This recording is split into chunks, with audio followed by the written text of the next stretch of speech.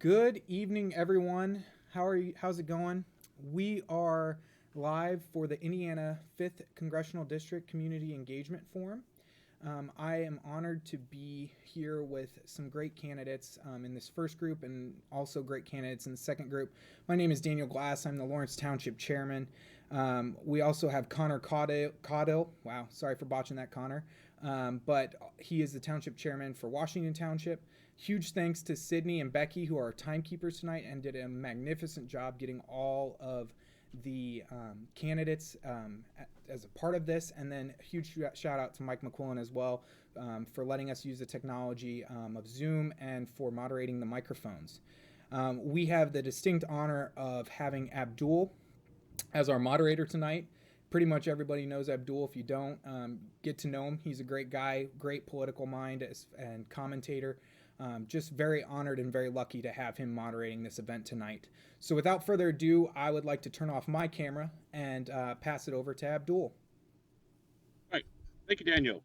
Good evening, ladies and gentlemen. I'm Abdul-hakim Shabazz, the editor and publisher of IndyPolitics.org and also of counsel at the downtown Indianapolis law firm of Lewis and Wilkins. Tonight, here to basically moderate a debate, forum, discussion about a number of issues of the day. We have our first batch of people here. Joining us are Beth Henderson, Danny Niederberger, Micah Beckwith, Brizzi, and Victoria Spartz. In a nutshell, we're just going to ask questions from now until about 6:50 and some change and kind of go from there. And so we're going to start, Beth, with you, just sort of the first one on our list here. And we just take a couple of minutes and tell the audience why should they send you to Congress? Very good. Thank you, Abdul, and everyone for being here tonight. I have lived and worked in the 5th District for 30 years. I'm running to serve the very people that have made my family's American dream possible. My expertise in nursing and healthcare, along with agriculture and business, along with my Hoosier values and conservative principles, are needed in Congress now more so than ever. It's time Congress finds solutions to lower healthcare costs, passes trade deals that protect our farmers and manufacturers, and ensures the next generation of Hoosiers can find quality opportunities and good paying jobs right here in Indiana. I'm a lifelong conservative Republican. I am pro-life, I'm pro-Second Amendment, and I'm for limited government, and I'm a member of the world's most trusted profession, nursing. As a nurse, I know how to listen. I solve problems. I'm an expert time manager. I practice collaboration and conflict resolution. As a business owner, I'm a strategist and a fiscal conservative. I manage budgets and I build trust. As a mother, well, as most of you know, I've learned how to manage chaos and negotiate with the best of them. I will focus on getting things done just as I have in the private sector. I will rely on sound science and use the knowledge of credible experts to make my decisions. I'm Beth Henderson. I ask you to share with your neighbors, friends, and family that I'm who you want in Congress, and I ask for your vote for Indiana's 5th District. Thank you. Danny Niederberger, you're next. Why should the voters send you to Congress? Hi, my name is Danny Niederberger. I grew up in Westfield, Indiana, right in the middle of Hamilton County. To my father, Chris, and to my father, Dan, and my mother, Chris. I have 4 older sisters, an older brother, and 2 younger brothers. So yes, I come from a very big family. I went to Westfield Public Schools my entire youth, graduating from Westfield High School. I went to Purdue University, where I obtained 2 degrees, one in accounting and one in management. After graduating from Purdue, I served as the portfolio accountant at Wallington Asset Management, a registered investment advisor here in Indianapolis. Now, when I say I was the portfolio accountant, at one point in time, I was the only portfolio accountant on staff. I had a lot of responsibility on my shoulders. I had to manage $750 million, reconcile it down to the penny every single day. I moved down to Miami, Florida for 2 years, where I took a position at Concise Capital Management, a small hedge fund in Miami.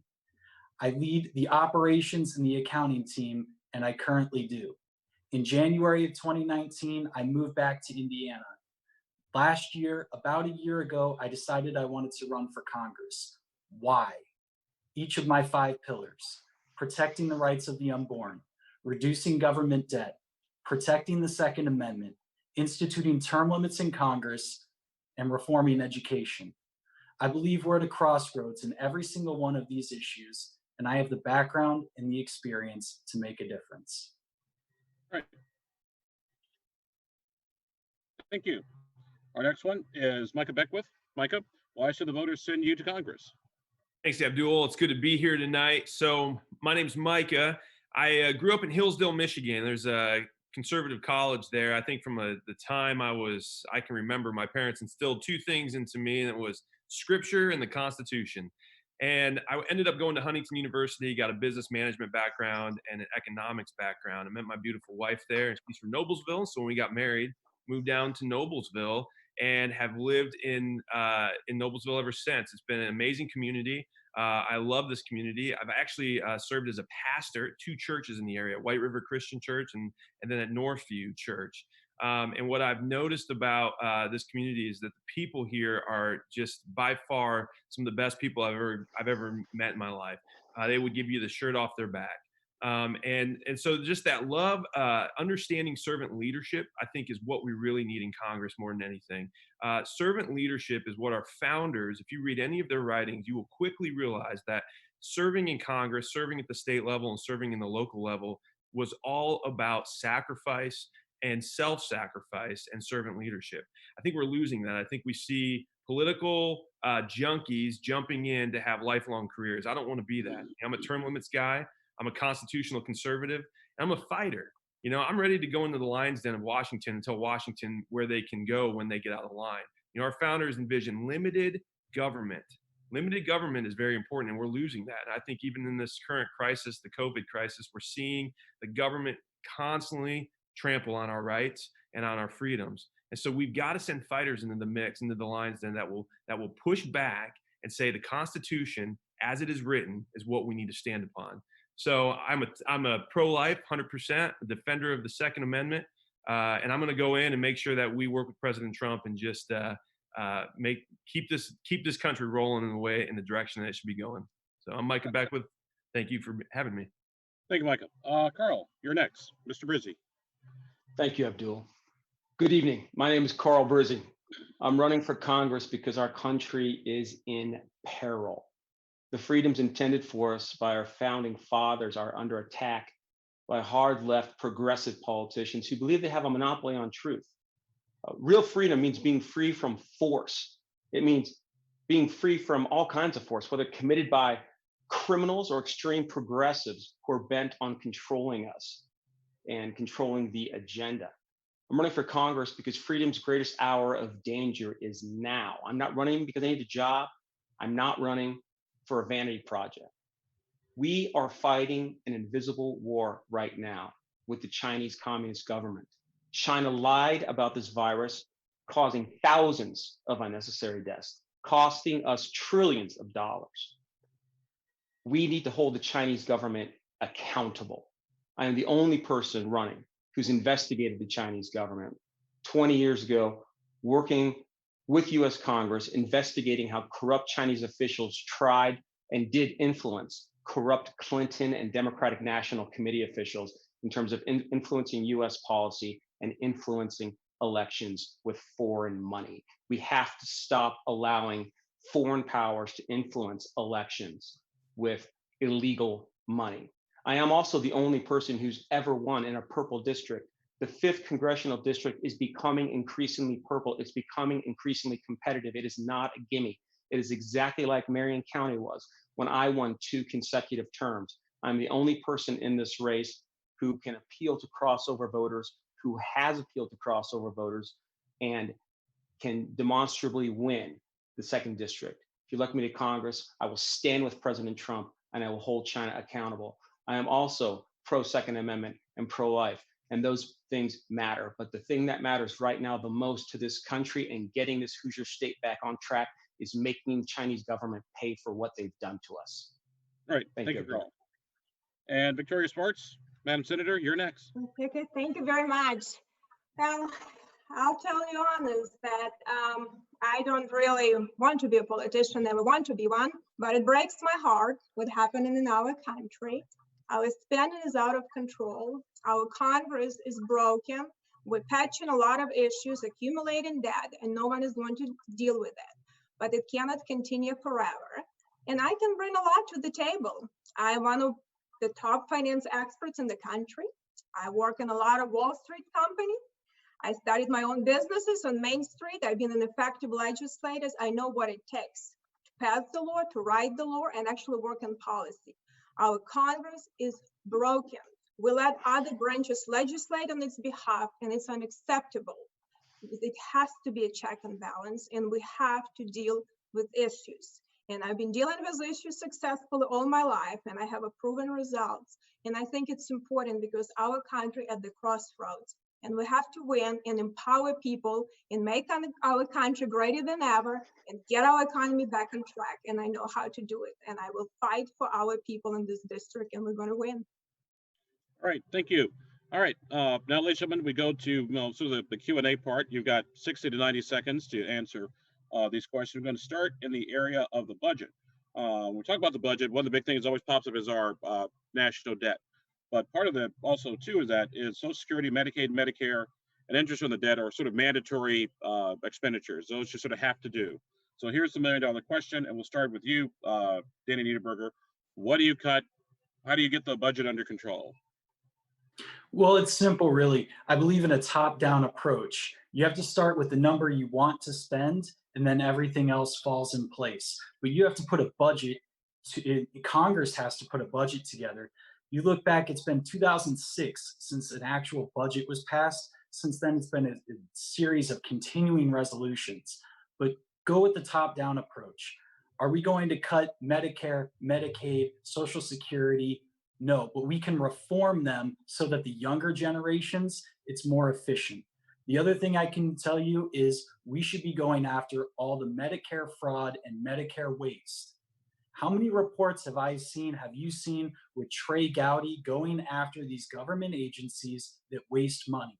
It's time to put a stop to it. Medicare and Medicaid, we spend $1.2 trillion annually on it. I guarantee there's some waste. All right, thank you. Mr. Beckwith. Yeah, I agree with Danny 100%. We are wasting our dollars. You know, I think we can all remember the Bridge to Nowhere. We can remember projects like the shrimp on the treadmill, where we've spent millions of dollars as a federal government on things the federal government has no business spending money on. You know, let's empower the private sector, open up the free market, and let those industries create, and let the ingenuity of the American people really just take off that way. But it all comes back to wasteful spending. I hate to say this, but Congress has been derelict in its duty. They have the power of the purse, and they have sent terrible budgets to the presidents time and time again. You know, for me, I think it's one of those things where I almost would venture to say we give the president line item veto power. I hate to say that because there's going to be presidents that abuse that down the road, but I don't know what else. Congress is not doing their job, and somebody has to get it under control. But first and foremost, let's cut wasteful spending and get the federal government's hand out of issues it has no business being in. Thank you. Carl, you're next. Well, those guys made excellent points, right? We need to absolutely eliminate fraud, waste, and abuse. And one of the statistics that I'm found and I'm citing is that there's almost $1 trillion of waste, fraud, and abuse in the healthcare system alone. But guys, we have to stop, right? This is not the issue right now. We have an issue with China. China has cost our country billions, hundreds of billions of dollars in healthcare costs, trillions in economic damages. We can't get our house in order until we hold the Chinese government accountable. We can't rely on the UN. We can't rely on the corrupt World Health Organization. The US and its allies need to be self-reliant. We need to be just like our founding fathers. We need to rely and depend upon ourselves. We should stop buying Chinese goods. We should halt trading with the communist Chinese government. We should seize Chinese property in the US, and we can force the Chinese to forgive our debt. That will go a long way to solving our issues, solving the issues that the corrupt Chinese government caused. All right, thank you. Victoria, you're next. Well, any government spending is inherently going to be wasted. You know, as a state legislator, I did ask my agencies to calculate. We spend about 100,000 per person on Medicaid, which is 75% financed at the federal level. We spent about 50,000 per child in DCS, Department of Child Services. I told them we can send them to Harvard Business School for 50 grand a year. And this money are wasted. They don't go to families. They don't go to the people. So we need to get out of the business to solve problems. If we have to help people, actually, you know, I never been a huge fan of Milton Friedman's negative tax, but more being in government, I start kind of getting warmer and warmer to that idea, because the government, it just cannot be efficient, you know. And I used to audit the most complex company, but there is no incentive to make it efficient. We have to deal with issues. We shouldn't let government spend a lot. And our biggest cost driver is healthcare. And we're making a lot of billionaires out there and lots of monopolies. So we need to make sure that we can have more competition and stop wasting money and reform and audit. You know, as a former auditor, I can tell you, no one audits the government. No one. So I think that's something that has to be dealt with. But healthcare is number one issue that driving spending. We have to deal with it. Thank you. Beth, how would you get our national debt under control? As a businesswoman who has started and managed 3 successful businesses, I strongly believe in establishing a budget and working within our means. We need to work to provide greater transparency of how our tax dollars are being spent. A couple of specific ways that I would work to decrease our national debt are to reintroduce the waste report that was initially developed by Congressman and U.S. Senator Dr. Tom Coburn. We recently lost our good family friend, Dr. Coburn. He was a fine medical expert and a wonderful conservative legislator. He and Mitch Daniels are great conservative mentors that have set the standard that I will follow for eliminating wasteful spending and establish a balanced budget that is even more important now, more so than ever, given the COVID-19 economic stimulus. Another proposal I have is to move the federal departments, such as the USDA and Department of the Interior, out of DC to the Midwest and to other areas closer to the constituents. This will not only be more cost effective, it will also increase constituent services and merit-based pay like we do in a business. I will work with Senator Mike Braun, who has endorsed me, and other conservative legislators to see that these and other important proposals are implemented for the good of our people today and for the future generations. All right, thank you. Next question, ladies and gentlemen. I think you guys will find interesting. And I want to say, Micah, we'll start with you. What federal programs in the 5th District would you get rid of? Well, I think the first thing you got to look at is the Department of Education. So the Department of Education has no business telling the people of Indiana how to train up their kids. And, you know, I think if we can get the power and the authority back in the hands of our local school boards and our local teachers, that will be the first thing that we got to look at. I mean, I think the next generation, one of the reasons I'm running is because I'm afraid of what we're leaving our kids. I'm afraid that we are seeing them indoctrinated into the socialist communist ideology, and we're not doing anything about it. In 30 years from now, America is going to look drastically different if we don't get to the hearts and minds of our kids. And the best way to do that is to put it in the hands of local teachers, local school boards. So, you know, I would say the first thing that we go after is the Department of Education. All right, thank you. Carl. Well, I think Mike is right about the Department of Education. But what about farm subsidies, Abdul? Victoria Spartz has received hundreds of thousands of dollars in farm subsidies. You know what farm subsidies are? Socialism. Victoria talks a big game about being anti-socialist, yet she accepts hundreds of thousands of dollars of welfare. How about we start there? And how about we ask Victoria where the $750,000 came from that she contributed to her campaign? She talks about auditing companies and being transparent. Victoria, how about you be transparent? How about we both release 5 years worth of tax returns? Because Hoosiers are asking me where you came up with $750,000 and you live in a trailer park or mobile home community. No one believes it. It looks bad. Release your tax transcripts. All right. Well, ironically enough, Victoria, you're next, so you may respond. I'm not going to waste my time. I've actually filed financial disclosure, and Carl didn't. It's interesting. I want him to answer where his dad's that he owes to IRS, but he's losing. I'm the front runner, so he wants to play dirty politics. I'm just not going to waste my time. But maybe he should get one time and get his hands dirty and get on the tractor and do a little bit spray and get all chemical over him. He's talking about something for over 25 years. It's about 28 grand per year. It can buy you 2 tires, and plus he included all of my families and relatives. So that's just cheap shots of politics. I'm not going to waste my time on all of that stuff. But I was talking about the programs. I can tell you something. We have to move more stuff to the states. I completely agree with Micah said. Not just education. We also need to move healthcare. Federal government is centralized, and it cannot deal with all of these issues, and I think the closer to the people it is, the better off it's going to be. We have to have more block grants and actually get money back. I mean, we don't get all of the money tax dollars we send for gas tax for our infrastructure.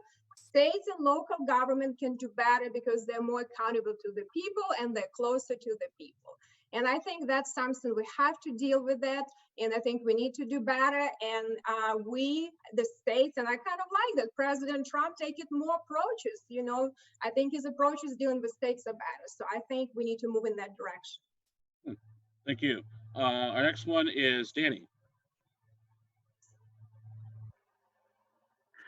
I hate to give credit to my opponents, but Victoria is actually perfectly right in this. Virtually every single federal government agency, whether it's education, whether it's agriculture, whether it's the EPA, every single one of them can be better handled at the state level. We have a whole bunch of these states organizations, just not at the federal level. We have them at the state level. I'm tired of restaurant owners having to appear to both state regulations and federal regulations, especially when they contradict each other. Handle these things at the state level. That's what I'd love to see. Thank you. And Beth. Yes, government has a terrible spending problem.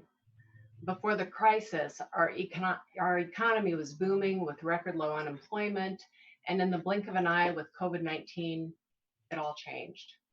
As mentioned before, I plan to reintroduce Dr. Coburn's waste report and work to eliminate deficit spending. While we've made great strides under President Trump, we still have a lot of work to do to drain the swamp and make our federal government work more like a business that is accountable to the American people. In Congress, I will work with other conservative leaders like Senator Mike Braun and other business leaders for a balanced budget and to eliminate waste. All right, thank you.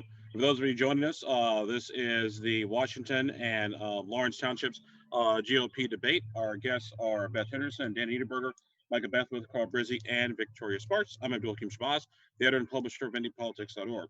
I want to take a second, folks, and pivot just a little bit and talk about healthcare and COVID-19. And Carl, we're going to start with you. What would you do differently than, say, maybe the president or governor in this COVID-19 crisis? Well, it's hard to second guess what the president and the governor and these other governors are doing. I know what I wouldn't do in terms of some of the overreactions from Governor Whitmer and in Michigan and other governors who are just taking this opportunity to seize power and consolidate control. They're rather tyrannical.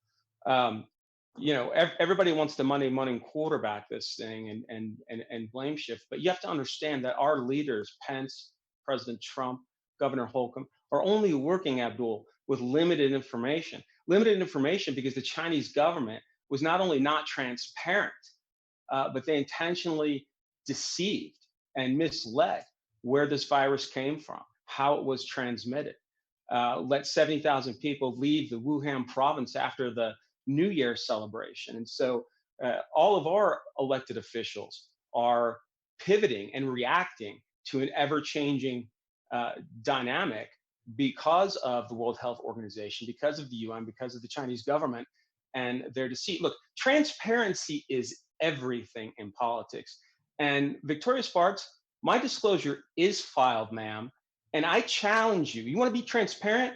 5 years of tax returns. I will disclose if you will disclose. I do not believe, I've been a prosecutor my whole life. I've looked at your financials. You do not have $750,000 to gamble on a political race during a pandemic. Hoosiers want to know where that money came from. And you can do the old political Washington two-step, Carl, but guess what? Carl, just stop there. So, Yes, sir. all right, thank you. Victoria, you're next. Carl might be disappointed because I have more than that, so he should not worry about my stuff. Well, then disclose it. But everything is required disclosed, and I'm not going to waste my time. I'm sorry, Carl, you're losing. So this is a political attack. That's why a lot of good people don't run for offices, because people get desperate and they just try all of this BS. But you know what? Let's just talk about issues. You have problem, that's your problem. You know what? I think we need to talk about issue, and I have to tell you something.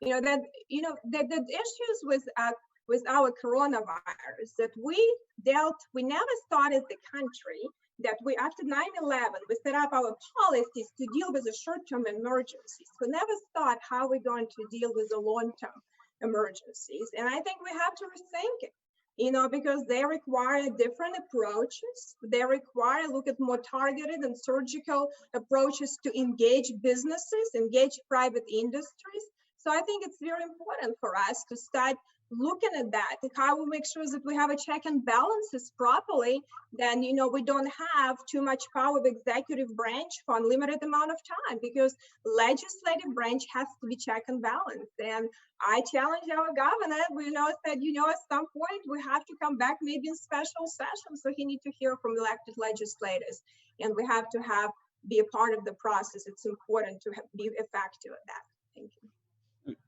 Thank you. Our next one is, oops, give me 1 second here. Beth Henderson. Beth, you're next.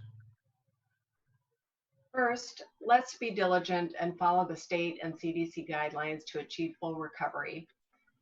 Next, we need to hold China accountable. Reinstate the mindset of made in the USA. We cannot depend on China to make 95% of our medicine and health supplies. We need to support President Trump and insert programs and policies that allow us to ensure our safety and well-being so that COVID-19 and other pandemic crises don't happen to us again. We here in the US are the global leaders, and we need to make sure we have things in place to secure our country, not only for ourselves, but for future generations. Today, with COVID-19 and the healthcare and economic challenges, I've heard time and time again, my experience and mindset are exactly what we badly need in DC, now more so than ever. President Trump, Vice President Pence, and Governor Holcomb, given the complexity of COVID-19 in balancing both our health and economy, I think they're doing a commendable job. Okay, thank you. Our next one is Danny. Information is key in this scenario. We have to know, what does this virus do? Where did it come from? What are all the ways it's transmitted? Who does it affect the most? Can you get it again? What are the rates of those infected to those dying? We need to know all this information before we make all of these decisions. Information is critical. I am very disappointed in the Indiana government for how they've handled this situation, especially Governor Holcomb. I believe he has been way too quick to shut down the economy. I don't think he realized the disadvantages of doing so. I'm very disappointed in that aspect. What you need here is you need to get the information first, make a calculated decision. The economy is one of the most important things we have, and we can't let it go that easily.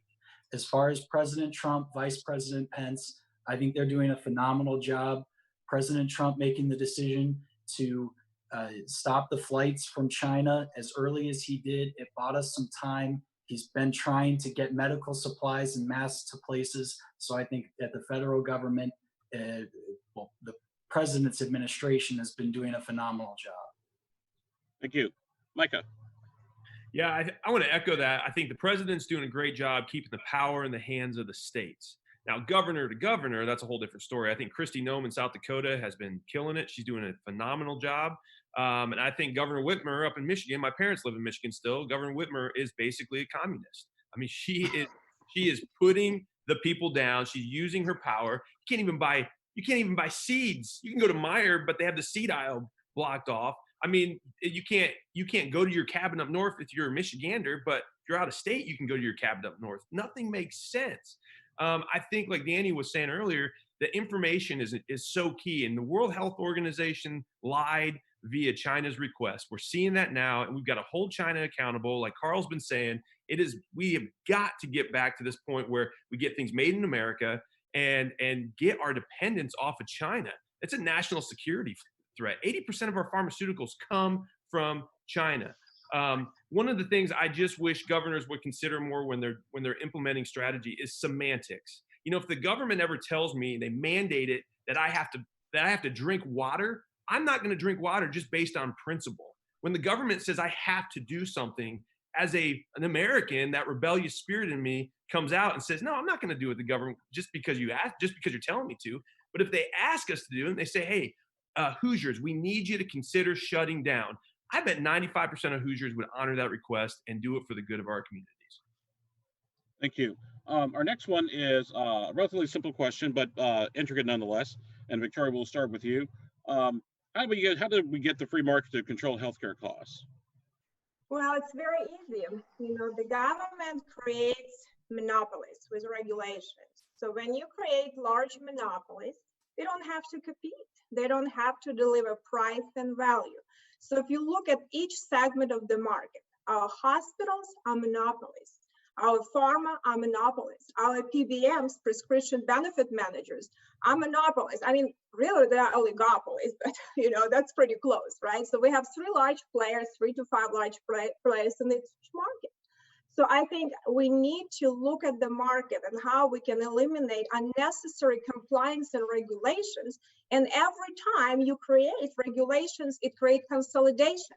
It's interesting what kind of school of economics we went through, but I spent a lot of time with doctors and a lot of different people, stakeholders, and they would say it was actually intentionally. We decided to consolidate the healthcare market so we have less players to negotiate. I'm not even sure what kind of economists think that if we have less players, we'll have better price and value. You know, it's never going to happen. I think we need to have more competition on the market, more cross-border competition, and more value-driven healthcare. And I think that could be done just by deregulating, moving some complex issue to the state, like high-risk schools, and really have a patient connected to doctor directly. That's who should be the one who buys healthcare, the patient. Thank you. Beth.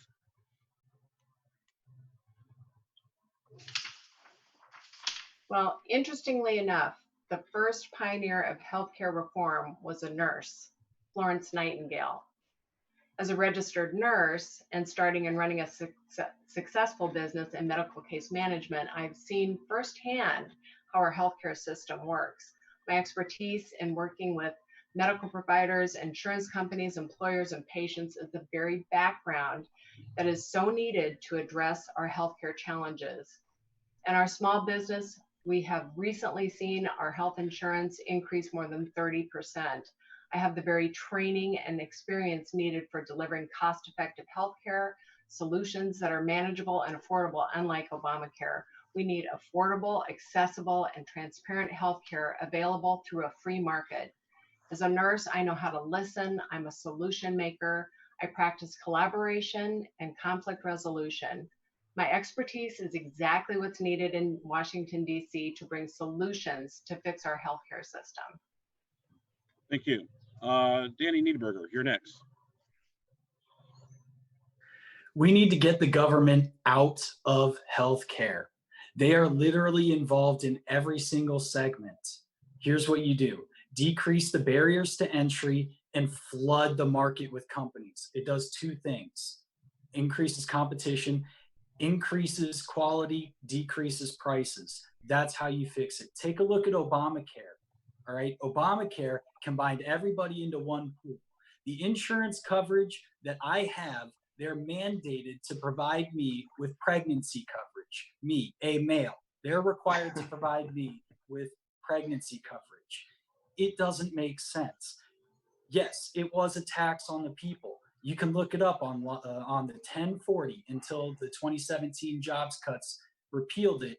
It was a tax on the people. If you chose not to have health coverage, you were fined.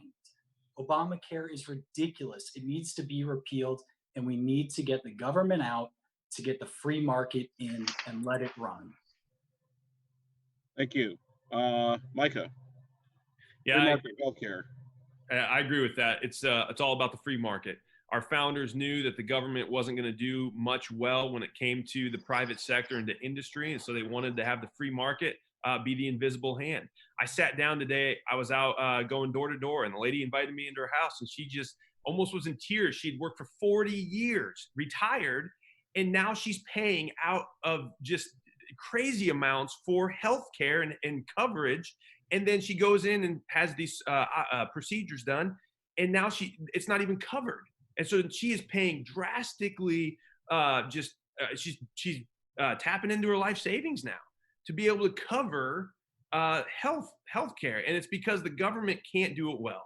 She said she went in and she had to get blood work. The hospital charged her $190 out of pocket, or $300 out of pocket. Her clinic charged her $190 out of pocket, but there was another clinic that one of the nurses told her about that was charging her $75, but she didn't even know that that clinic existed. This is because the government doesn't want you to know what is going on. The healthcare networks don't want you to know what's going on. When President Trump signed into the executive order to expose price transparency, guess who fought it? This was 3 months ago. Guess who fought it? It was the healthcare networks. They don't want you to know what other networks are charging you. Open up the free market. Let us buy insurance across state lines. You will see prices go down and quality go up. That's how the free market works. Thank you. Carl, healthcare and free market. Yeah, so I don't know how much I can add to what's already been said because I agree with literally everything that's been said. But I can tell you this, Abdul. Last year, my wife Kim and I, we lost our healthcare insurance, and we have six kids that were part of that. So there were 8 of us, and the COBRA cost for extending that was in the multiple of thousands of dollars. I went to the CVS to fill a prescription. The cash price for the prescription was 3 times less than it was through insurance. And that got me thinking. So I call my doctor, I have a conversation with him, like, what is going on, right? What's been said is exactly right. We have to make this local. We have to increase competition. We have to get the government out of healthcare. I got a phone call 2 weeks ago, a national poll. One of the interesting questions in the poll was about whether I thought Chris Christie was doing a good job as governor of New York with COVID, which I thought was odd. But the other question, which made me laugh out loud, was, do I think the government would do a better job than the private sector in administering healthcare? No, the answer is no. And if you look at the administrative costs associated with healthcare, those keep going up 3, 4, 5% a year. That's the problem. That's the same problem that we're having with colleges and universities, right? It's all these layers of bureaucratic nonsense that are driving these costs up. We have to make everything local. The last thing I will say that I don't think anyone else touched on is that we as individual free agent human beings have a responsibility to take care of ourselves, right? What did your grandparents say? An ounce of prevention is worth a pound of cure. You got to take care of your bodies. You got to exercise a little bit. You have to eat well. Make sure you don't get sick. But then obviously the safety net has to be there for when you do get sick. Thank you. One last healthcare question before we move on to our next thing, as we've got ready to wind down in the last 10 minutes of our presentation today. And Beth, we'll start with you. Do you believe marijuana should be legalized? No. I don't believe that recreational marijuana should be legalized. I will base all my decisions on research, sound science, and the credible experts. Right now, I think the use of CBD has been very beneficial, and we've seen definite I just lost my thought. It's beneficial. That's the word I'm looking for. It's been beneficial. So that has been approved, and not FDA approved, but it is approved for use, for medical use, and has been proven for many different situations such as PTSD, anxiety, sleep disorders, things like that. So I agree with that. But as far as legalizing marijuana for recreational use, no, I do not. Thank you. Danny, marijuana, should it be legal? I believe it's a states' rights issue. At the federal level, they should leave it all to the states. 9 times out of 10, I will say it's a states' issue. Of course, there are a few things that are federal issues, but it's a states' issue for me. All right. Micah, Mr. Beckwith. It took me a second to get my order back on there. Sorry about that. Yeah, no, I agree with Danny. It's a states' rights issue. I don't want it personally in my community. I think we can look at Colorado and see what's happened in Colorado. The number one substance found amongst teenage suicide is marijuana. I think it's only increased their federal revenue or their state revenue by less than 1%. I don't think it's been worth it for Colorado to go through what they've gone through from a societal standpoint in legalizing recreational marijuana. But it should be decriminalized on the federal level because guess what? The federal government is not supposed to be our parents. Okay, I don't want the federal government coming in telling me that I need to take my vitamins or go running every day.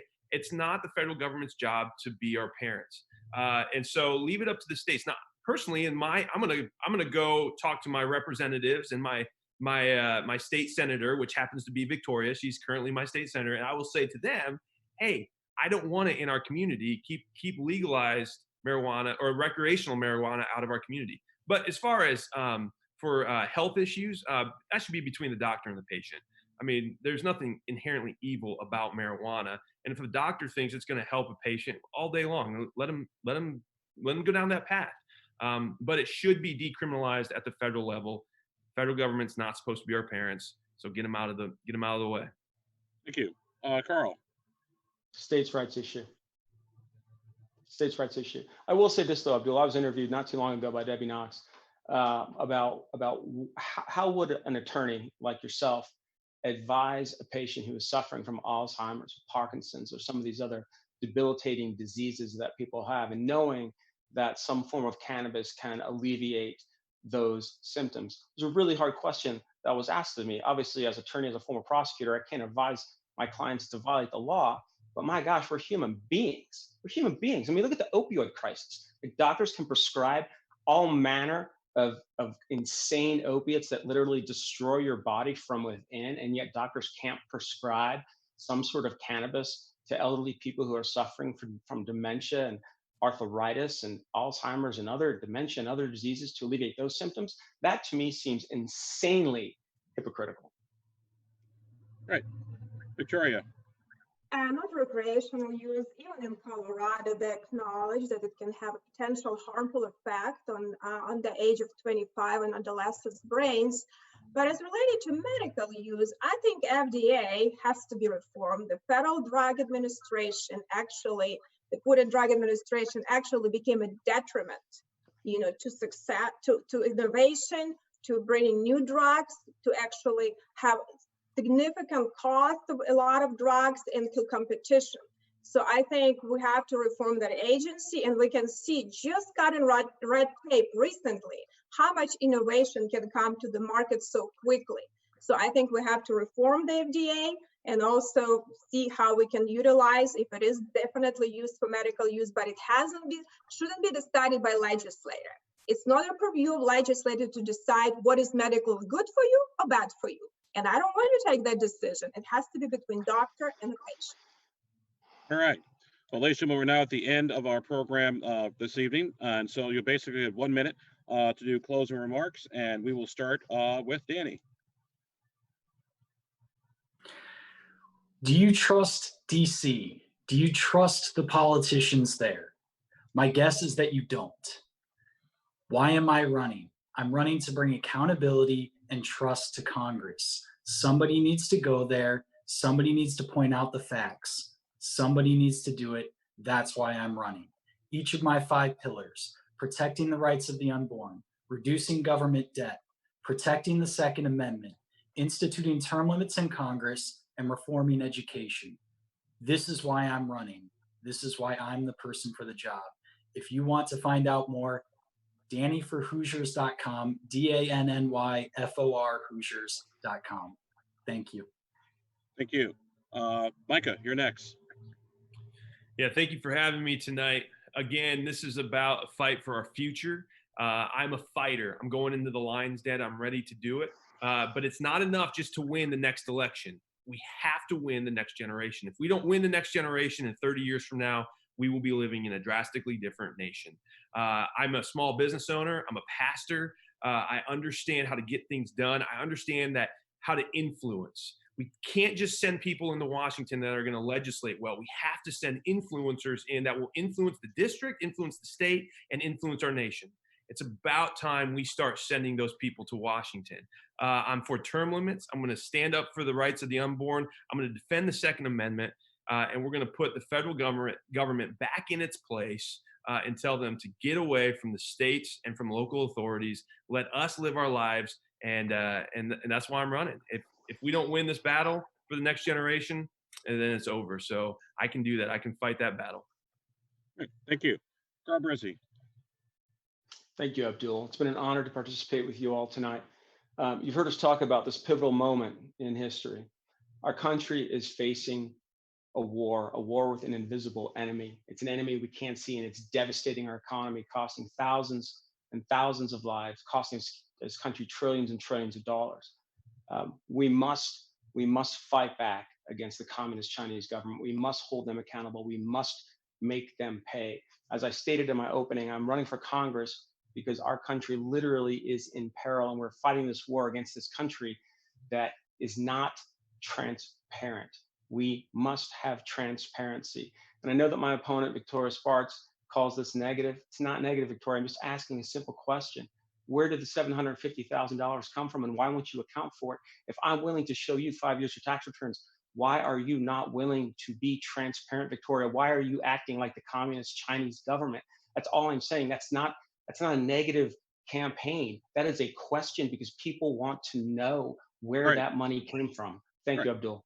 Carl, thank you. Victoria.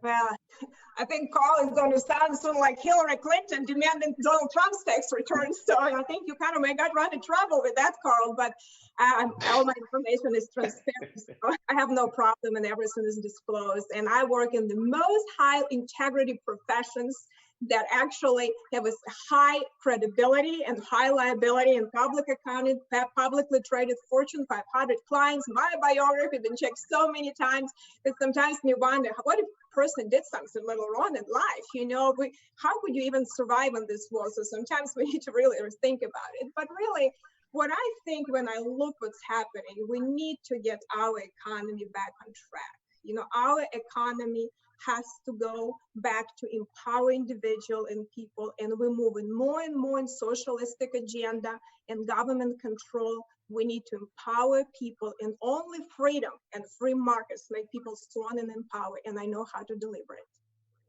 Thank you. And Beth, you're our last one. Last one. Thank you so much, Abdul, for having us tonight. An important message that I've delivered before. For the past 18 years, the Gallup poll on ethics has shown that nursing is the #1 most trusted profession, and Congress is the least. There are currently only 2 nurses in Congress, and they're both Democrats. With your support, I can hardly wait to get to Congress to represent you, the people of the 5th District, with integrity and inspiration. Working together, we can and will, again, deliver a strong economy, a manageable healthcare system, and ensure opportunities for prosperity for ourselves, our children, and future generations of Hoosiers.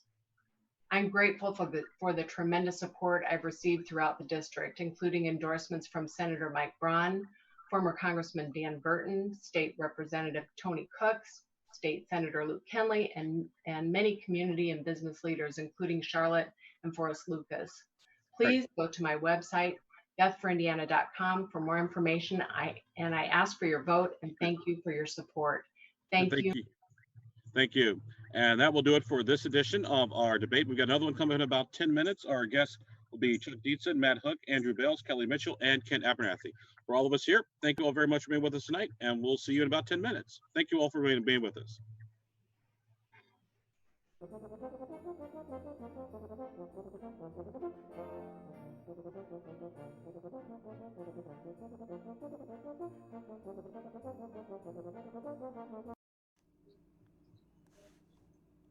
All right, and welcome back. I'm Abdul-hakim Shabazz, the editor and publisher of IndyPolitics.org, and also attorney at law at the law firm of Lewis & Wilkins in downtown Indianapolis. We're here today for part 2 of our candidate forum, where we got the candidates from the 5th Congressional District who are here to talk about different issues as they asked for try to get your vote. Our guests today are Chuck Dietzen, Matt Hook, Andrew Bales, Kelly Mitchell, and Kent Abernathy. And so this was done completely at random. And so, Chuck, we're going to start with you. You have 2 minutes and this question. It is simply, why are you running for Congress? Well, I'm Dr. Chuck Dietzen. I'm a pediatric rehab doctor by specialty training. I have lived in this district for over 50 years, actually moved down to Alabama to train there and practiced for a short period in Kentucky before returning to Indiana to take care of the children. Had an interesting childhood growing up in a family with 3 sisters and 2 brothers, and we had 150 foster children. And so my parents taught me what it was to do servant leadership. I've been very blessed to be the caregiver of my spiritual leader for over 30 years. I am a distinguished alum of the Purdue School of Agriculture and the IU School of Medicine. The reason I'm running at this point is that I have worked so hard over the years to see that the children that had disabilities that I cared for in this state had the opportunity to have a life, that they had a future, and that they could be involved in going out into the public and showing what their abilities were. My entire career has been devoted to allowing children who have disabilities to show their abilities. And as I've often said to them, the world will be a lot better if you are out in it. And therefore, I've been very pleased to see what many of them have done. And over the years, I've been also granted the great opportunity of working in 21 other countries to help spread that philosophy and change healthcare. One of the things that I do know is that you do need to have a clear understanding of healthcare and business. And in my case, working in many of those countries, some of them had socialized medicine, and it was clear to me that that is not a healthy system for a healthy population, and therefore you don't have a healthy economy. At this point in time, I want to assure that these kids have a great future ahead of them. And I believe that I am the ideal candidate because I do have a 30+ year history in small business as well as healthcare and providing healthcare to the low income, that we can provide this throughout. Thank you. Right, thank you. Our next one is Matt Hook. Matthew. Good evening. Thanks for participating in this event. I grew up in Northern Indiana. I worked in the steel industry to help put myself through college. I got an accounting degree from IU, was a CPA for 8 years, during which time I went to law school at nights. I practiced law for 11 years. And then the last 17 years of my career, I was with a private equity fund investing in companies throughout the United States. I sat on the boards and helped grow those. They were in various industries. My wife, Jody, and I have lived in the 5th District for 25 years, where we've raised our 4 children. I got into the race because I was very concerned for the fiscal and environmental issues, problems we're leaving our children. But I'm also extremely concerned about the crony capitalism that's going on in our country. This year, $3 billion will be donated to politicians and political action groups. So we end up with legislation where the top wealthiest 1% pay a significantly lower effective tax rate than the average middle-class family. We have legislation where the government can't negotiate drug prices, so we pay 30 to 50% more for our drugs than every other developed country. And there are just a long, long, long list of these types of things that our politicians are doing. I fear they're no longer representing us, but only the special interest. So I would appreciate, and my website is votethefuturenow.com, and I would appreciate your consideration. Thank you. Our next candidate is Andrew Bales. Mr. Bales. Thanks, Abdul. My name's Andrew Bales. I'm a father of 3 girls. I'm a grandfather from four grandchildren. I got my start early in life working in factories. I didn't take the traditional route to college. I went to working at factories, fan conversion factories in northern Indiana and printing companies, and decided that that just wasn't for me, and I enlisted in the military. Fast forward 13 years in the military as an enlisted soldier and also as an officer. And then also 15 years after I got out of the military, went to IU and graduated with an education degree. And I taught for 15 years in Lawrence Township at Belzer Middle School. I decided to run for office because our country is in crisis. Federal spending is out of control. Our Constitution is under attack. Affordable health care is nearly out of reach for the average citizen. And our borders have been so compromised as to put our nation at risk. We've witnessed an attempted coup on a sitting president and now the COVID-19 crisis.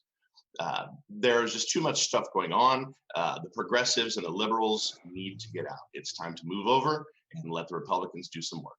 Thanks. Thank you. Our next one is Kelly Mitchell. Took me a second to get my head screwed on straight. I apologize, Master. All right. Well, good evening, everyone. My name is Kelly Mitchell. I have the honor of serving as Indiana's Treasurer of State, and that is a job that impacts every Hoosier, whether it's helping families save for the future or leading the nation's best 911 system or partnering with Governor Holcomb to ensure Indiana's stability and success. I am proud of my record of bringing positive results to Hoosier families. A little about me: I was born on a naval base, raised by a single mother. I worked multiple jobs throughout high school and college to become the first member of my family to graduate college. I went on to earn a master's degree from the U.S. Army War College. I chose to run for Congress because I fear losing the America I grew up with, where my choices created my future. We have national Democrats pushing socialist ideas like Medicare for all and a Green New Deal. Make no mistake, socialism will break the foundation of our beloved country. And our nation's fiscal health is in crisis. Immigration is broken. Healthcare costs continue to skyrocket, and we face new national security threats every day. And now we're in the midst of a global pandemic that exacerbates all those problems. We must nominate a leader with integrity, someone with a proven record who knows how to win tough elections and who comes to the table with solutions, not just sound bites. Again, I'm Kelly Mitchell, and I intend to earn your vote tonight. Thank you. Mr. Abernathy, you're next. Well, thank you for inviting me tonight, and thanks for the opportunity to connect with the citizens of the 5th District. As a new cadet at West Point, one of the first things you learn is a West Point motto: duty, honor, country. And those principles have been my guiding light throughout my life. My name's Ken Abernathy. I'm a husband. I'm a father. I'm an Iraq War veteran. Businessman. I'm a native Hoosier. I've lived in the district for over 25 years. I served 30 years in the military, in the Army, Army Reserve, and Army National Guard, in both war and peace. In business, I learned the principles which create economic growth, create jobs. And I've never run for public office before, but I did serve in the administrations of both Mitch Daniels and Mike Pence. Under Governor Daniels, I learned the importance of fiscal responsibility. And part of an administration that created a $2.1 billion surplus and the state's first AAA credit rating. And later, when Governor Pence asked me to take care of some issues over at Bureau of Motor Vehicles, we created streamlined and simplified operations that resulted in a 96.3 customer satisfaction rating. And as I used to tell my staff, that's really important because our customers are also our bosses. They're called citizens. I'm running for Congress because I think we need leaders in Washington who put the country first, who focus on providing solutions, and who are ready to make tough decisions to get the economy back together and get the country back to work. My name's Ken Abernathy. My website's www.kenabernathy.com. Thanks. I hope to earn your vote. Thank you. Now we're going to begin with the question part of our program. Some you may have heard earlier, some are a little bit new. One of the big questions is the national debt that their nation is running up right now. Trillions and trillions of dollars in national debt. And so I'll start with you, Matt Hook. How do we get the debt under control? Yeah, one of the reasons I was running is because I was very concerned about the debt. And a lot of people will say, well, we got to cut spending.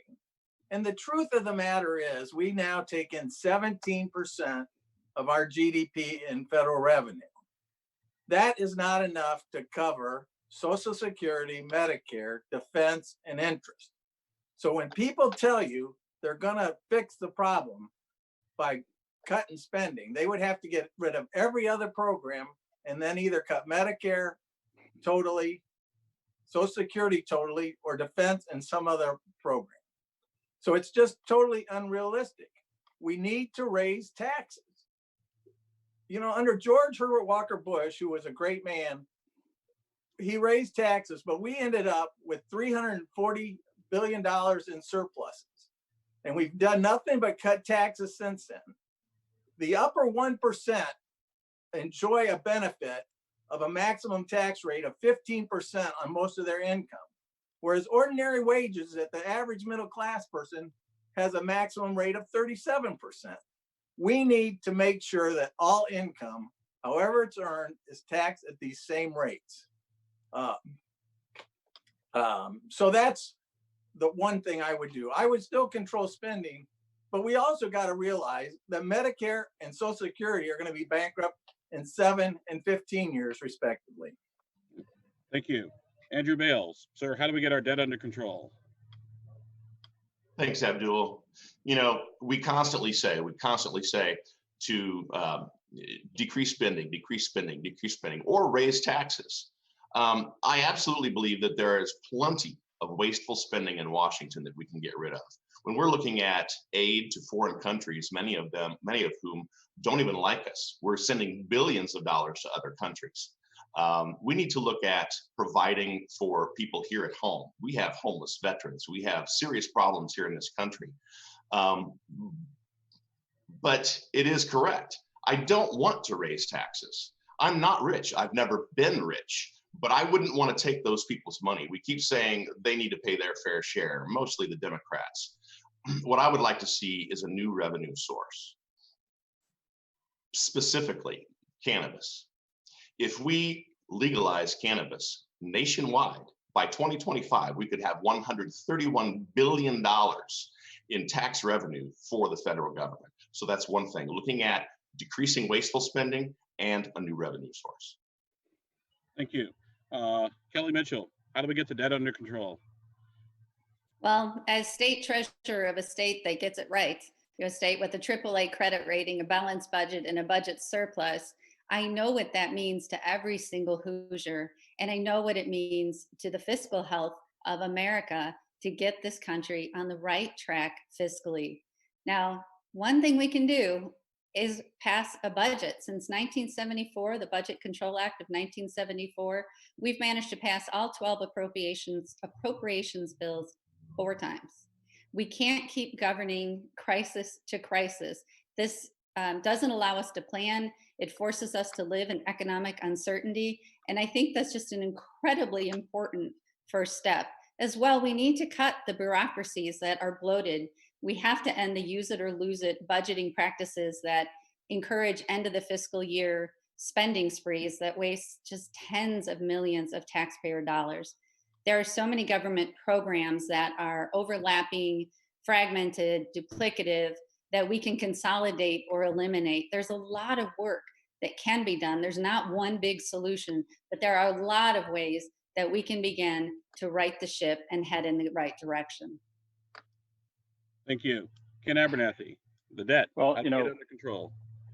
Well, the federal government spends more money now than we ever have in our nation's history, and we got to get it under control. And I've said before, we don't have a revenue problem, we have a spending problem. If you think back of the days before Governor Daniels took office here in Indiana, we had a huge deficit. And again, I was part of a administration that created a $2.1 billion surplus here in the state, and the state's first AAA credit rating. So I have 3 children and 4 grandchildren, and I don't want to mortgage their futures. I think the growing level of debt is not only unsustainable, but it's unfair. So I think, look, local government, state governments have to live within their means. Your family has to live within a budget. So as a member of Congress, I would support a balanced budget amendment. and that's part of the reason I'm running for Congress. One of the main reasons I'm running for Congress. I think the career politicians in Washington are continuing to raise the debt ceiling and mortgage our future. And so, enough is enough. It's time to make the tough decisions to fix our spending problem and live within our means. Right. Dr. Dietzen, Chuck. Well, like Kelly, I was the first person in my family to head off to college also. And I grew up in a family that was very conservative. My dad worked at the Chrysler plant, and he had a yellow plastic clipboard. When we walked in the door every night, it was hanging right there telling us what we owed. In other words, there was a budget. If you're going to have these things, you're going to pay for them. I've never understood a government that doesn't have a budget and the idea of continuing to spend when in fact we can't afford what we have. There's been talk of a pennies plan or a penny plan. We're to the point we need a nickel or dime plan. We are spending way too much money. And as you probably heard today, Pelosi is suggesting another $3 trillion rollout of this epidemic. My hope is that what we will do is have a reset from this pandemic and move forward being much more cost efficient and being much more considerate of each other about how we spend these dollars. I always remind people that the federal government, they are not philanthropists, they're trustees, basically taking our money and giving some of it back. But it's long overdue that we have a budget. It's long overdue that we rein in this frivolous spending. And healthcare is a prime example of a place where we could do a lot of cutting because there is an incredible amount of waste and fraud. Great. Thank you. Before we go to our next topic here, I want to ask one question real quickly here. And I want to start with Andrew Bales. I'm sorry, Mr. Bales. Is there any program in the 5th District that you know of that you would eliminate the federal funding for? Federal funding. I know that people earlier talked about the Department of Education. Government is so bloated. It's hard to say one program or another. Overall, we need to look at federal government programs and look at the bloatedness of some of those. The IRS, the Department of Education come to mind, but that's about it. Abdul. Thank you. Kelly? I will go back to what I said, that we need to stop the use it or lose it spending program that just creates spending sprees at the end of every fiscal year. We need to look at all the programs that are overlapping and repeating and do our best to consolidate them or eliminate them in the 5th District and across the federal government. Thank you. Ken Abernathy? Yeah, what I found is we need to get back to the basics, and that's focusing on what government is responsible for. The federal government is responsible for. If you look 50 years ago, the required programs or the required spending we had was about 50% of the budget. Now it's in excess of 70%. That's because we keep bringing on all these new programs, and the federal government assumes responsibility for it. So I think we got to look across the board, first of all, and eliminate programs. But we also need to look within programs within that are already existing in a program, and that includes everything. Every program, I would say, is open for review on how we can do things more efficiently. Our former State Rep Senator Brandon Hirschman, his wife Lisa is out in DOD. She's the top person in the Department of Defense. She's right now saving the country billions of dollars in the programs that she's doing to kind of look internally at DOD, for example, and save dollars there. So I think it's a kind of across the board kind of thing. If we really want to get this thing under control, I think it's $25 trillion now, and we're adding to it. Okay. Thank you. Our next one is Chuck Dietzen. Dr. Dietzen. Well, once again, I think we do need to contain spending. I had a stint where I had been nominated and asked to sit on the spinal cord injury, brain injury committee here in the state of Indiana. And I saw what Kelly was talking about, this idea that you either use it or you lose it. So people would keep running up these bills and they'd want to make sure that they got their fair share. So the concept of reeling in spending is not understood, it seems, by government at many levels. It seems to me that the federal government's primary job should be defense. I do not understand the Department of Education's involvement in a lot of things. I often remind people that we are the United States. You think of us as 50 small countries that were united since the inception. Many of these things could be handled much better at a state level. Thank you. And then finally, Matthew Hook. Yes, thank you. I'm a big believer in the 10th Amendment, which says, any states not allocated to the federal government should remain with the state. And so it's generally thought of that the police powers, the right of the state to look after the health, education, welfare of its citizens. So I do think if there's one program, I mean, in some ways, the cat's out of the bag. We've had so much of the states' rights issues have gotten dragged into Washington. But I do think education is one program that really does belong at the state level. And I do think we should let the states handle that one. Good. Thank you. Our next question, we're going to move over, ironically speaking of healthcare, and talk about a few minutes about COVID-19. And this question is going to start with Kelly Mitchell. Is there anything that you would do differently than the president, or for that matter, the governor, in dealing with this public health crisis?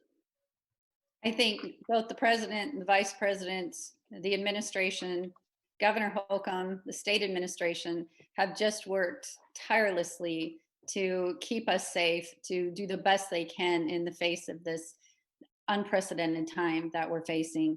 That said, if I were to do anything differently, it would be for this country to come into this crisis situation in a much better fiscal position.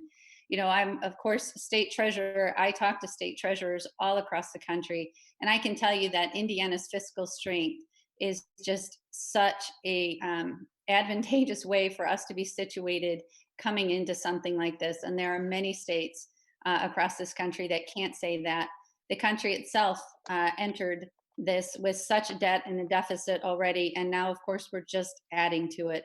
So I would just say, obviously, that hindsight's 2020, no pun intended on the year, right? But I think that if I could go back and change anything, it would be to be responsible and spend carefully in the good times so that we are much better prepared to face the crises that we're facing today. Thank you. Ken Abernathy.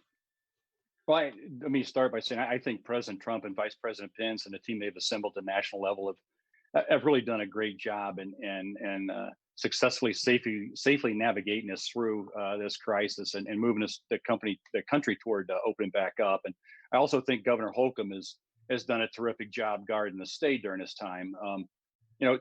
During my 2 tours in the Pentagon, I was involved in coordination of military support for Hurricane Rita and Katrina in 2005, and then later with the swine flu pandemic in 2009. So I've had some firsthand experience dealing with these type of crises. And the reality is, when you deal with these things, it's really a lot like war in the fact that everything becomes exponentially more difficult in these situations. And so that's the way. First of all, that's the way we need to treat this virus. I think the president has, as he's discussed that, the invisible enemy. It's also important to understand that in these situations, particularly at the beginning, it's the information is constantly evolving, and there's no comparable reference points a lot of times. So you got to be very flexible and be able to think on your feet.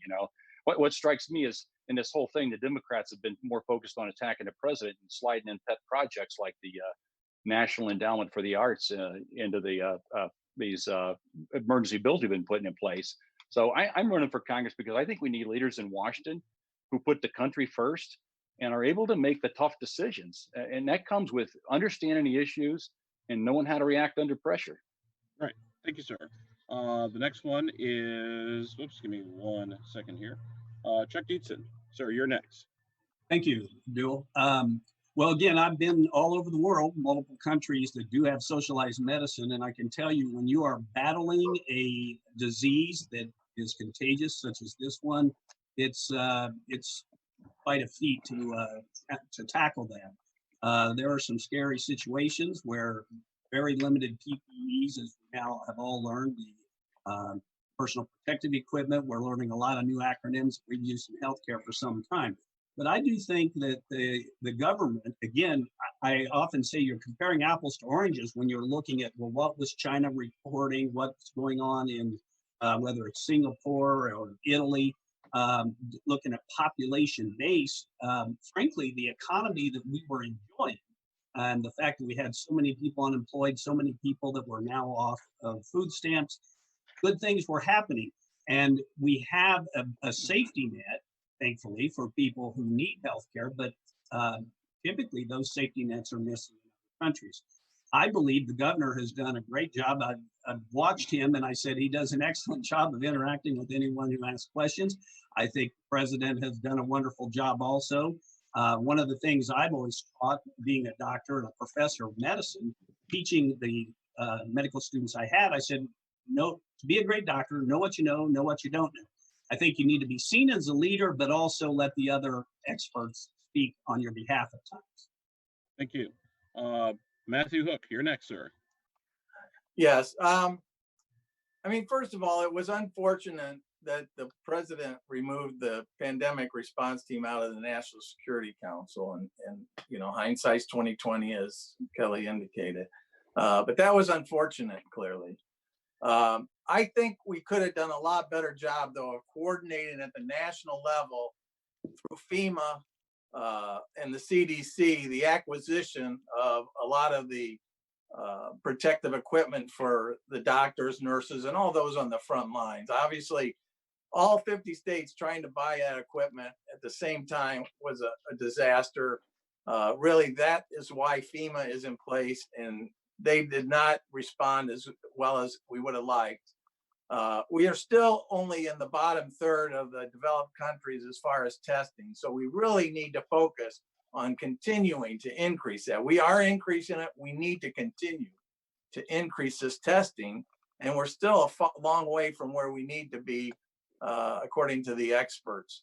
And I just hope that we are now really focused on buying the vials and the ingredients that we're going to need for the vaccines. The other thing I wish the president would do a better job of is coordinating with other countries so that we make sure all the scientists of the world, especially with our allies, are coming together and sharing best practices so that we can get through this as quickly as possible.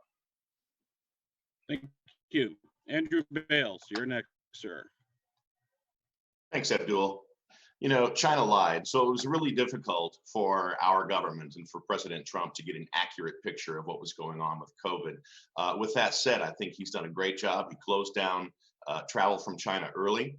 And I think the Governor Holcomb has done a very good job too. One thing I really found very intriguing about this entire process is that the president delegated to all of the governors. He could have ran the whole show from the federal government, but he delegated to the governors of all 50 states, and those governors are delegating to the mayors. So I think that Governor Holcomb has done a good job. He's shown restraint through all of this, as opposed to other governors around the country. All right, thank you. I want to change gears a little bit. Like I said, still stick with the issue of healthcare. Something I noticed, a lot of people talk about, whether it's the previous debate from last night or other debates, is sort of this free market approach to dealing with the healthcare system. So, Ken Abernathy, let me start with you. How does the free market work in lowering healthcare costs, making it more accessible? Well, first of all, let me start by saying the current plan, Obamacare, just has been a financial disaster, and it doesn't work. So, and I would also note, as I've traveled the district, what I do know is that small business owners are telling me that they would love to provide group health insurance for their employees and themselves, for that matter, also, but they can't because of the cost, simply the cost of it. They couldn't do it and stay in business, and farmers paying $1,800, $1,900 a month and more for basic coverage. So, but a market-driven approach has several elements. It involves price transparency. Why is it I can go and get my car repaired, and they can tell me what it's going to cost to get the repairs done, and this I need to get done, and this would be nice to have done. And as a matter of fact, I was visiting with a dentist up in the northern part of the district, and he pointed out, hey, as a dentist, I can do that also. That would make such a huge difference. If you comparison price shop. I mean, competition. I call it economic Darwinism. Either you adapt or you don't survive. The other thing is allowing insurers to tailor plans. Right now, a lot of the coverage is regulated. So you have to get this so-called Cadillac plan with all these options of sometimes things you don't need or you don't want, and you pay for them like you did need them.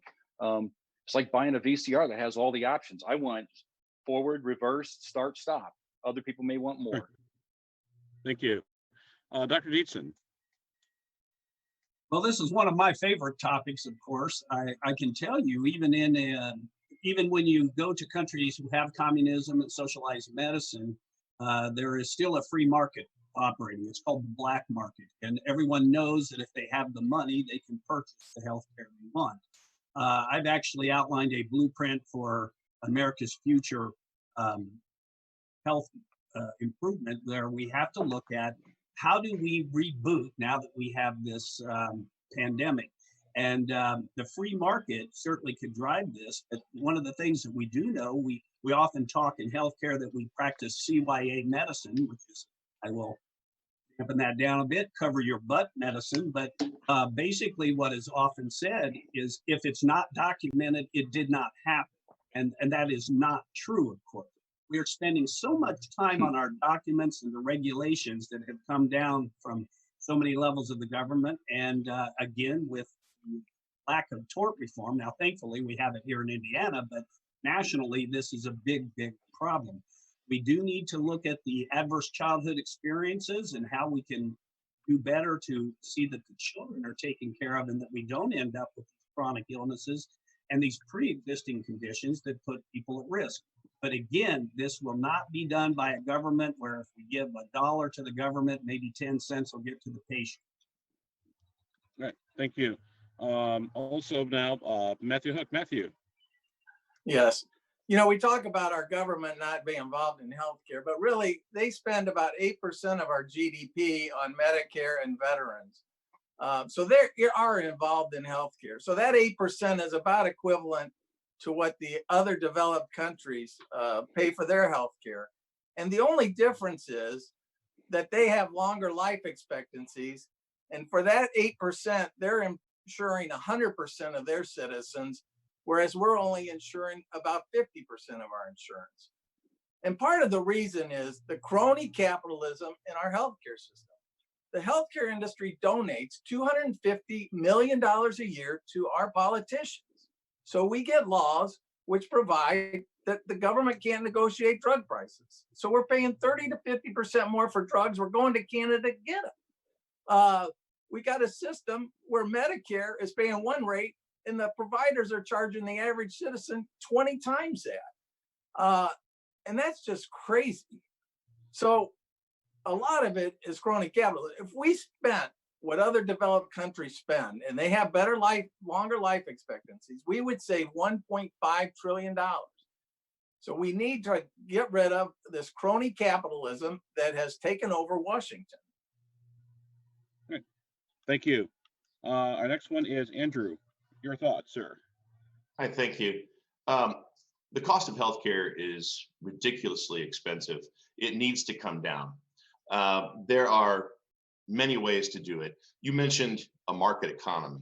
So I look at 3 gas stations on a street corner, and I see that the gas is usually lower at one of those compared to the other 2, or others have sales going on. That's called competition.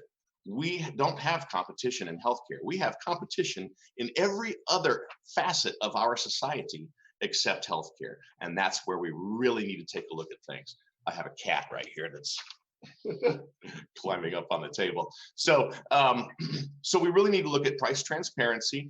It's interesting that the hospital corporations sued the Trump administration for him wanting to have price transparency. Another thing is the hospital corporations are all mostly nonprofit. But there are many hospital corporations that sure don't act like they are nonprofit, and they're expanding their businesses. I'd like to see them take some of that money that they save in tax revenue and put that into lowering the cost of healthcare at their facilities. Thank you. And now Kelly Mitchell. Thank you. You know, insurers, doctors, hospitals, they should be competing to serve us the best possible care at the lowest possible prices. To get there, I think we need transparency in billing, where the true cost of the service is listed upfront and in a very clear way. We need to provide options that encourage strong relationships between the patients and the doctor. We could expand the use of health savings accounts to make them easier to use. We do need to make sure that insurance markets cover those with pre-existing conditions, and that we provide accessible, affordable health care to those who truly do need help. I do believe that if we give patients the choice, we will reduce costs, improve outcomes, and create a truly patient-driven healthcare market. Thank you. Now, before we leave healthcare, one final question, ladies and gentlemen. You don't need, you can take about a minute or so to answer this if you could, and we'll start with Chuck Dietzen. I'm doing the thing, so I get to ask one question for me. Marijuana, where are you on it? Well, I'm not in favor of legalizing marijuana for recreational use. In particular, when we think of anything that's smoking, we've seen that there's evidence that marijuana or cigarette smoking puts at greater risk for this virus, as well as many others, because it affects the lungs. The other issue is with marijuana. There are studies showing that driving an automobile, for example, 48 hours after consuming marijuana, still have a significant impact on your ability to control an automobile. Now, on the other hand, I'm fully in favor of medical marijuana, and in fact, we use it. We used it at Riley Hospital. We use a synthetic cannabinoid named Marinol, M-A-R-I-N-O-L. But the important thing about using marijuana is being able to dose it and knowing the potency. Every drug has a therapeutic dose, a toxic dose, and a lethal dose. So you need to be very aware of what's actually giving it. Thank you. Matthew Hook, marijuana legalization. What do you think?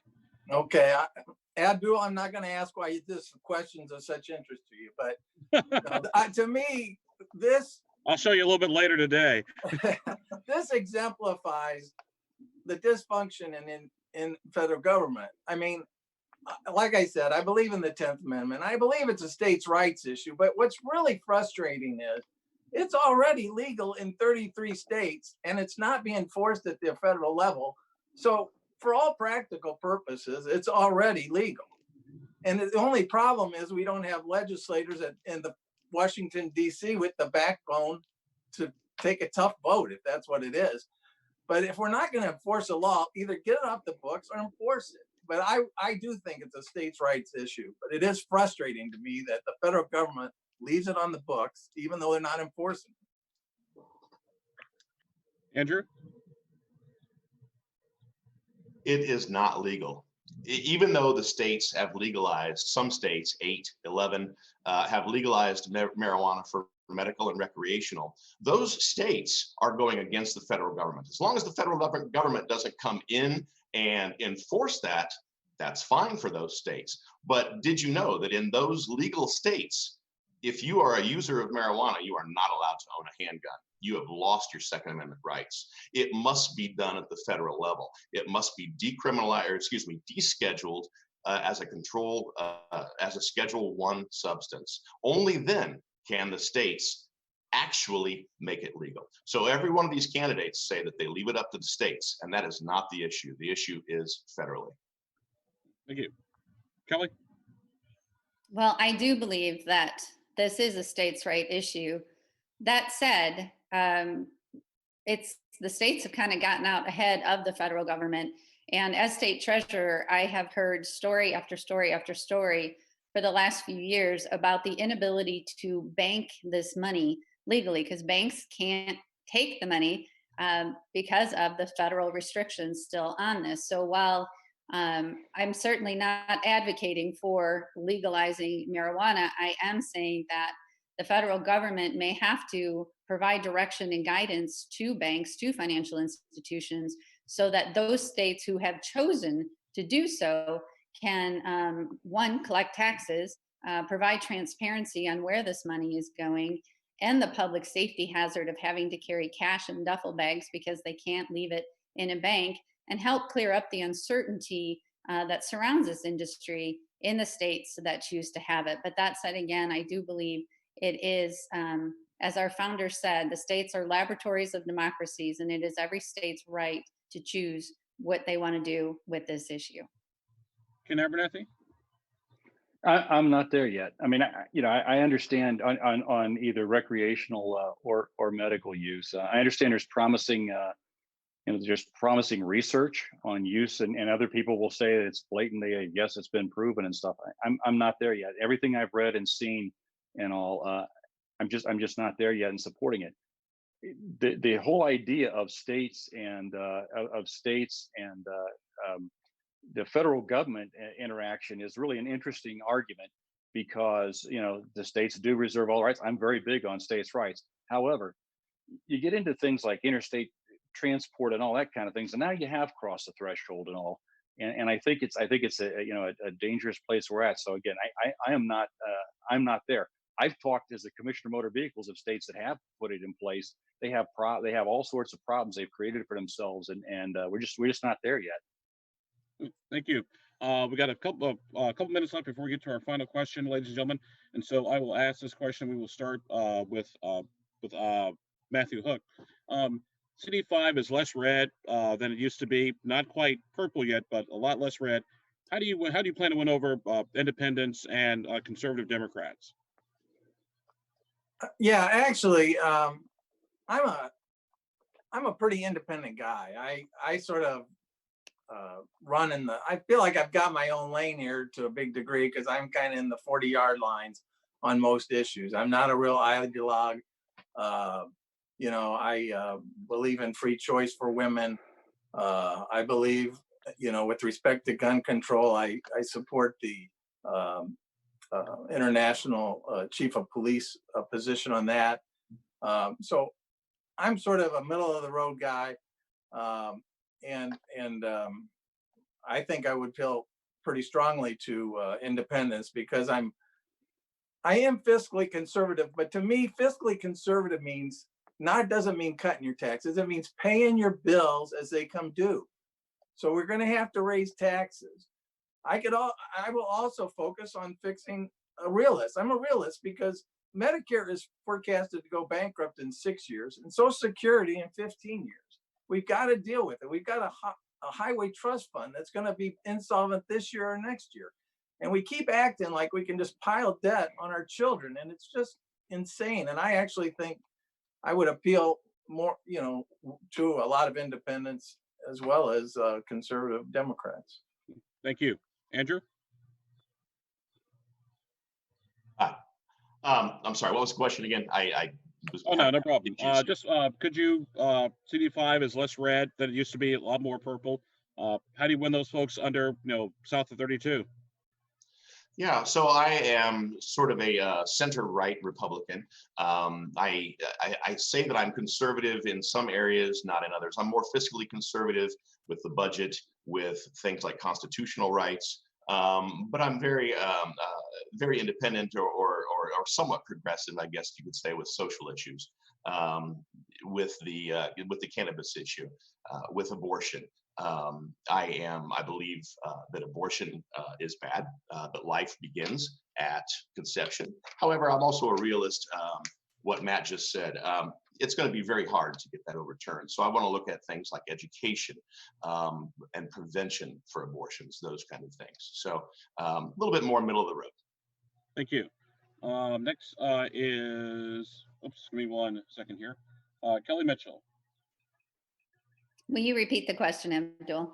Sure. What do you do to win over independents, conservative Democrats in your district? Well, what I love about the 5th is its diversity. It's a microcosm of Indiana and honestly the country. There's just so many different people, different businesses. It's urban, it's rural. It's just a wonderful, wonderful district. And I know that with my history of leading by building consensus, of believing that the stakeholders in a decision should have a voice in the process, that if you're making policy, you better figure out who it's going to affect and talk to them first. All those ways that I operate are going to work incredibly well in representing the 5th District and in winning people to support me as their choice for Congress in the 5th. Ken Abernathy? Well, I mean, I think, it's obvious that to win in what's going to surely be a highly contested general election in November, it's critical that Republicans have the best possible candidate. And so I've been fortunate throughout my career to have served at the highest levels in business, the military and state and federal government. I spent 30 years in the military, served in the Pentagon, served in Iraq, served on the border, spent a year on the border in Korea. In business, I worked with a diverse group of management teams in a broad range of industries through various business cycles and learned what it takes to spur economic growth and create jobs. As I said before, I've never been elected to office, but I did serve for both Governor Daniels and Governor Pence, where I learned about fiscal responsibility from Governor Daniels. And in Governor Pence, I went in and was asked to help out at the BMV, and we turned things around, got a 96.3 customer satisfaction rating. So more recently, I actually served as an executive director of a congressionally created commission looking at service, military, national, and public service. So to me, it comes back to duty, honor, country. And I believe my broad experience and demonstrated record of success in business, in the military, in state and federal government it's given me a unique perspective, and I think it's positioned me as the candidate best able to not only win the general election, but to serve the people of 5th District. Thank you. Dr. Dietzen. Chuck. Well, frankly, this is, I think, a district that's ideally suited for me. And frankly, I've had many friends who are Democrats approach me, and they asked me to run as a Democrat because they knew about my work, making sure that healthcare was provided to the underserved. The huge majority of my patients, because of their disabilities, are Medicaid, and many of them did not have insurance initially. That's something we had to work to adjust.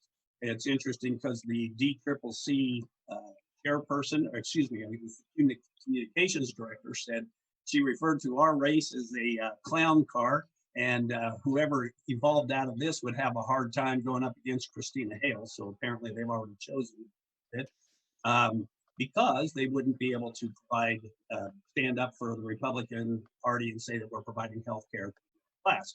Well, that goes out the window when you look at my background and the work I've done. As I mentioned, I have created a blueprint for America's future of good health. And so we have a lot of creative, innovative ways to meet those healthcare needs without throwing more money at it. I always say you need to throw good people at these problems rather than the money.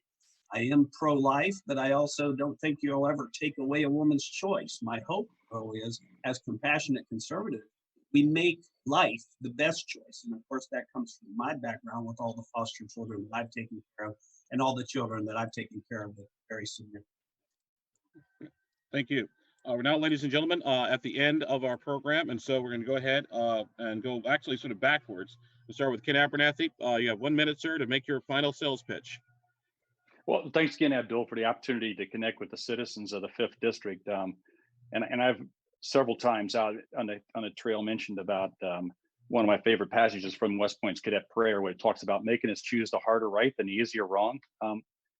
I'm running for Congress because I believe we need leaders in Washington who put the country first and are ready to make the tough decisions to move the country forward. And I think it's critical that Republicans have the best possible candidate, as I just said, and to win the general election in November. I think my record of bringing together stakeholders to identify and solve issues like I did at BMV, like I did in the military, like I did in business, like I have throughout my life, kind of speaks for itself. So again, I think those experiences have given me a unique perspective and the ability to be able to work across a broad range of issues. So I'd appreciate your support.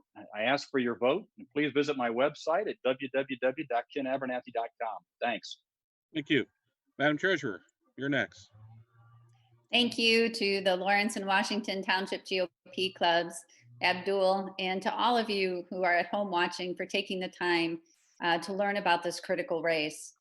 Like many of you, I know what it is to struggle, strive, and overcome.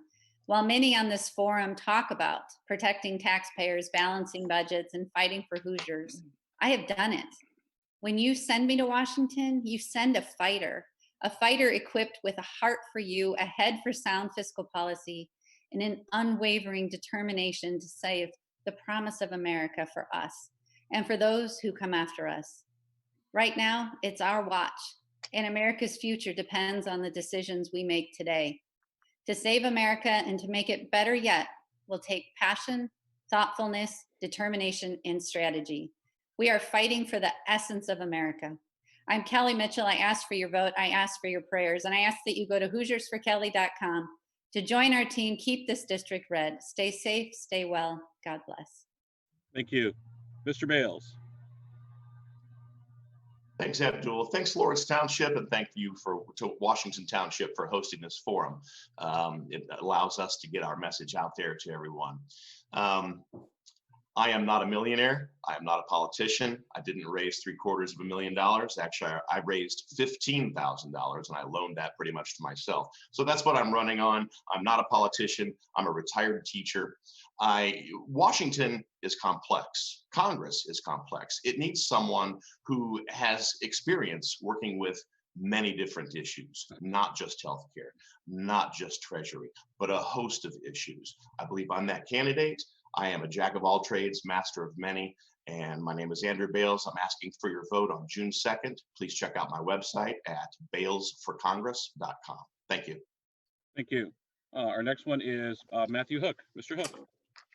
Thanks, Abdul, and all of you participating in this. You know, I have a pretty diverse background, but this is the first time I've run for public office. And I'm running because I had some grave concerns for the fiscal and environmental messes we are leaving our children. But as I got involved in it and started really studying it, I also started to realize the special interest groups. And I will tell you this, there are some issues this country is divided on, we'll never agree on, but there are a ton of issues that 98% of us would agree on. And those are issues which the special interest is taking advantage of you. So we can fight over these other issues, but we got to understand that the special interest taking money out of your pockets and bankrupting future generations. My name is Matt Hook, like what a fisherman uses. My website's votethefuturenow.com, and I would appreciate your consideration. Thank you. And Dr. Dietzen, you get the last word. Thank you, Abdul. It was a pleasure again to share the screen with all of these great people, and enjoyed talking with you once again. My website is drchuckforcongress.com, and I have to say that with the background that I have, I'm a very curious person, and I have a good friend, Dr. TV in China, who says, in my country, being very curious is dangerous. I said, in my country, I think that would make you a good congressman. What I believe is that I am the one person who has created a rural vitality plan for our district. I've also created a blueprint for America's future good health. A lot of creative, innovative ideas on how we solve problems without spending more money. This is the time to roll that out. We've got to get this back under control. I'm the only candidate, not only in this district, probably nationwide, who has the background in healthcare, being a doctor, practicing in this country for 30 years, but also serving in global health and public health elsewhere. And I'm certain that I could help the administration navigate in a healthy way out of this. Thank you, sir. And that, ladies and gentlemen, will do it for us. I'm going to turn things back over to Daniel Glass. He's got the last word. Daniel. Good evening, everyone. Thank you so much for attending this event. I'd like to thank all the candidates for being here tonight. You did a magnificent job. Group 1 and Group 2, both of you did a great job. I'd just like to thank all of the viewers who were here tonight. We had a great turnout, and we really do appreciate it. It just is really great to see this many people come out. Abdul, we'd like to thank you so much for moderating this event. You did a magnificent job. Thank you. Sidney, Becky, thank you so much for getting all the candidates and all the hard work that you did on that, and also being our timers for the night. You guys didn't see this, but they actually were the timekeepers. Did a great job, I'm sure. Connor, thank you for your partnership. I really appreciate it. Connor Caudill is the Washington Township chairman. I'm the Lawrence Township chairman. I'm Daniel Glass, if didn't hear that. And then Mike McQuillen, thank you so much for your help tonight. He was monitoring the mics and all of that kind of stuff and making sure that candidates got the opportunity to speak. So guys, thank you so much. Don't forget, there is an election on June 2nd. All of our candidates are are vying for your vote, and they need your vote, and this is your opportunity to get your voice heard. We do, at least Lawrence Township, and I'm sure Washington Township and any other counties that are listening, I'm sure they still need poll workers. So if you are willing to work the polls, if you're willing to work central count, please reach out to your township chairman or your county chairwoman. They need it, and without you guys, elections wouldn't be possible. And so we really appreciate you all being here tonight. Thank you so much, and yeah, thank you so much. See you June 2nd.